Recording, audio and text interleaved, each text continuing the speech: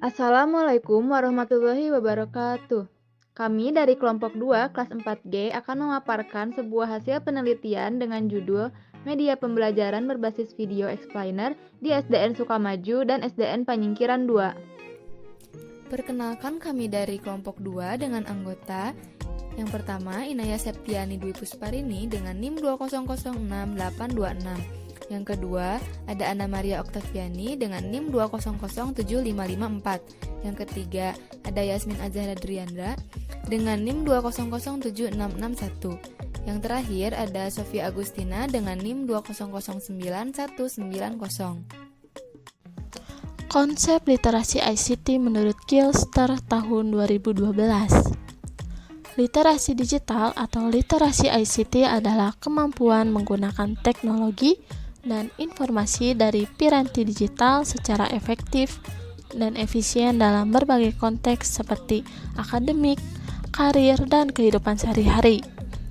Pendapat Kilster tersebut seolah-olah menyederhanakan media digital yang sebenarnya terdiri dari berbagai bentuk informasi sekaligus seperti suara, tulisan, dan gambar. Pada abad 21 ini, teknologi memiliki peran yang sangat penting bagi kehidupan manusia. Salah satunya dalam bidang pendidikan. Pentingnya teknologi dalam pendidikan menjadikan teknologi ini menjadi sebuah media yang dengan dapat mudah mewujudkan tujuan pendidikan. Konsep literasi digital saat ini dapat digunakan sebagai tolak ukur kualitas kinerja pendidik serta peserta didik terhadap lingkungan digital. Maka dari itu, bagi seorang pendidik sangat penting untuk memahami, menguasai literasi digital yang baik. Tidak hanya sebagai sarana komunikasi, teknologi ini juga dapat dijadikan sebagai bahan mengevaluasi suatu proses pembelajaran. Peneliti melakukan observasi ke dua sekolah.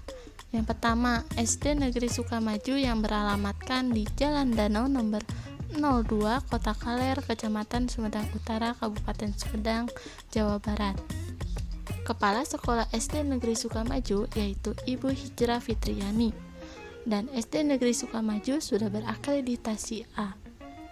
Lalu, kita melakukan penelitian ke SD Negeri Panyingkiran 2 yang beralamatkan di Jalan Panyingkiran nomor 71, Kecamatan Sumedang Utara, Kabupaten Sumedang. Kepala Sekolah SD Negeri Panyingkiran 2 ini yaitu Bapak Moch Ma'ruf Ismail, dan akreditasi SDN Panyingkiran 2 yaitu akreditas B. Dari penelitian yang telah dilakukan peneliti, maka peneliti menemukan beberapa temuan di kedua SD tersebut. Yang pertama, hasil penelitian yang ditemukan di SDN Sukamaju diantaranya: 1. Ruangan kelas cukup besar dan nyaman. Yang kedua, fasilitas digital sekolah cukup memadai seperti mempunyai Smart TV sebagai salah satu media pembelajaran, adanya printer, speaker, dan lain-lain. Yang ketiga, fasilitas di dalam ruangan kelas seperti meja, kursi, papan tulis, dan lain-lain sudah cukup lengkap. Yang keempat, adanya beberapa guru senior yang kurang menguasai teknologi. Yang kelima, SDN Sukamaju ini memiliki ruangan perpustakaan yang nyaman, besar, dan buku yang komplit. Namun, di SDN Sukamaju ini kami juga menemukan beberapa masalah seperti: yang pertama, kurangnya akses fasilitas yang mendukung seperti lantai kelas yang amblas dan beberapa kursi yang leyot. Yang kedua, guru SDN Sukamaju kurang menguasai teknologi atau gaptek, sehingga media pembelajaran dilakukan dengan media seadanya tanpa menggunakan media digital.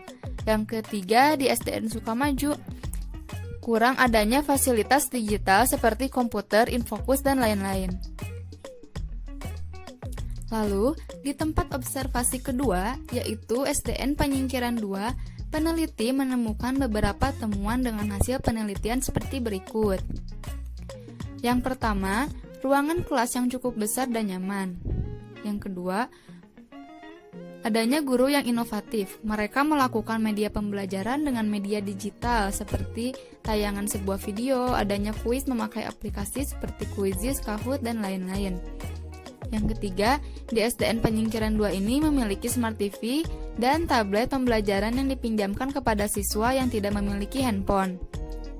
Yang keempat, SDN Penyingkiran 2 kurang memiliki fasilitas digital karena terjadi pencurian dari sebagian fasilitas seperti komputer dan fasilitas digital lainnya. Yang kelima, ruangan perpustakaan yang kurang layak dipakai. Yang keenam, SDN Penyingkiran 2 ini memiliki lapangan yang cukup luas. Di SDN Penyingkiran 2 ini juga kami menemukan beberapa permasalahan seperti yang pertama, fasilitas digital seperti komputer, printer, infocus, dan lain-lain masih kurang memadai karena terkena musibah yaitu pencurian fasilitas sekolah. Yang kedua, salah satu ruangan yaitu perpustakaan yang kurang layak pakai karena bisa membahayakan siswa. Karena atap ruangan yang bocor dan sebagian atap bolong yang bisa membahayakan siswa jika atap jatuh terkena siswa. Maka dari itu peneliti menyimpulkan temuan dari SDN Sukamaju dan SDN Penyingkiran 2 ini memiliki beberapa permasalahan yang sama, yaitu guru senior masih banyak yang belum menguasai media digital dan teknologi, juga kurangnya akses fasilitas digital dalam mendukung proses pembelajaran siswa. Cara mengatasi permasalahan yang ada di SDN Sukamaju mengenai kurangnya fasilitas yaitu dengan menyediakan sarana dan prasarana yang layak serta membenarkan fasilitas yang mengganggu ketidaknyamanan saat proses pembelajaran.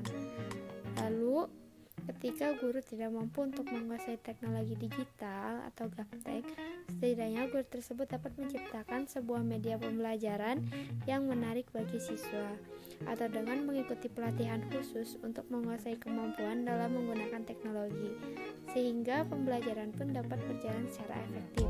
Tidak hanya itu, kerjasama dan komunikasi antara guru dengan orang tua murid juga memiliki peran yang sangat penting. Selanjutnya, cara mengatasi permasalahan yang ada di SDN Penyingkiran yaitu akses fasilitas seperti proyektor yang dicuri dapat diatasi dengan lebih memperketat penjagaan, khususnya bagi ruangan yang menyimpan fasilitas yang penting.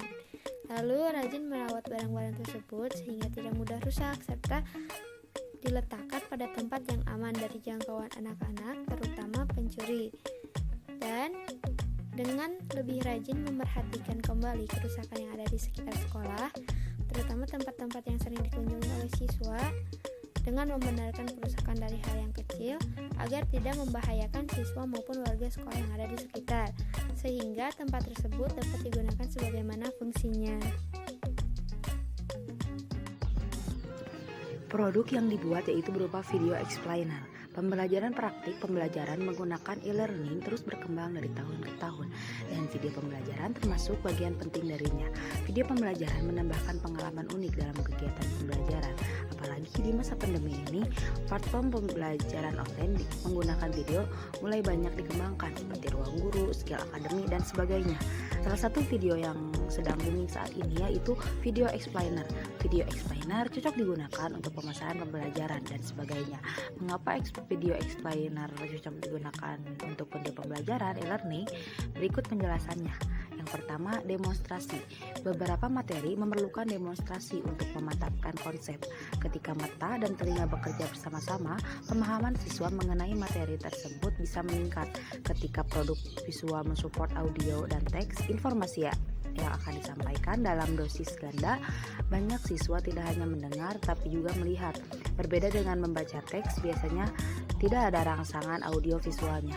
Demonstrasi berasal dari bahasa Latin yang artinya menunjukkan. Hal ini menyiratkan tindakan yang tidak hanya bisa dicapai dengan teks bacaan saja, karena input audio visual dapat mempermudah pemahaman materi sulit atau kompleks menjadi lebih mudah dipahami menggunakan video explainer. Yang kedua ada style belajar. Manusia belajar menggunakan beberapa style berikut. Yang pertama, audio learning atau belajar dengan mendengarkan. Yang kedua, visual learning atau belajar dengan melihat gambar. Yang ketiga, text-based learning atau belajar dengan membaca. Yang terakhir ada kinesthetic learning atau belajar dengan demonstrasi. Beberapa orang menggunakan bisa satu style belajar, namun lebih banyak lagi menggunakan style belajar kombinasi. Keberadaan video explainer dapat menjadi solusi media pembelajaran yang cocok untuk 3 style sekaligus karena di dalamnya terkombinasikan teks, audio, dan gambar sekaligus. Yang ketiga ada availabilitas. Rekomendasi durasi panjang maksimal video explainer adalah 2 menit. Dengan durasi tersebut, video explainer harus mengemas materi rumit dan kompleks menjadi materi yang mudah dicerna dan menyenangkan. Karena durasi yang pendek memungkinkan timbul beberapa episode. Dengan pemecahan video explainer menjadi beberapa episode, maka materi akan lebih diperhatikan dan lebih mudah dicerna. Yang keempat ada atensi. Video explainer yang bagus mampu menciptakan dan mempertahankan minat dan atensi siswa. Berkenaan dengan mempertahankan atensi siswa, ada 2 pertimbangan penting.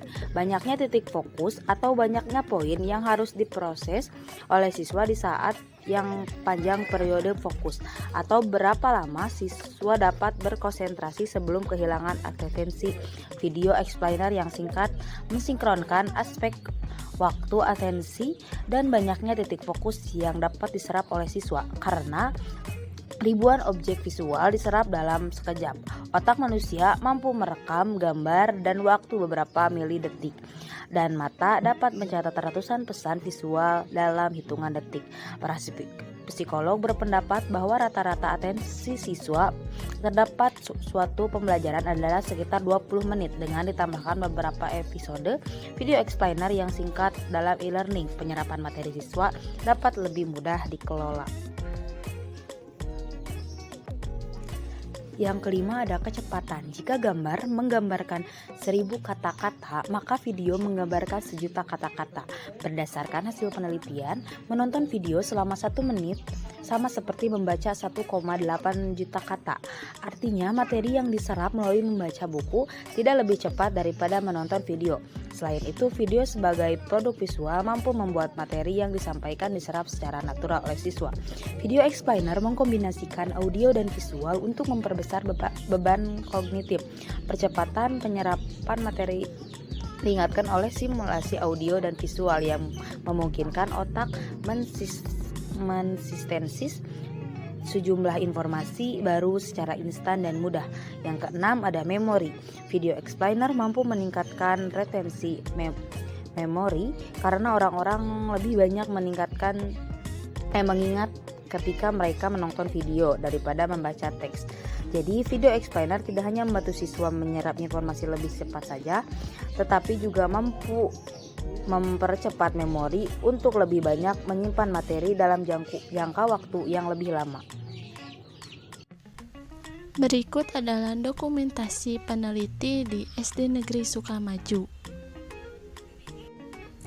Lalu ini adalah dokumentasi peneliti saat berada di SD Negeri Panyingkiran 2. Sekian pemaparan dari kelompok kami. Wassalamualaikum warahmatullahi wabarakatuh.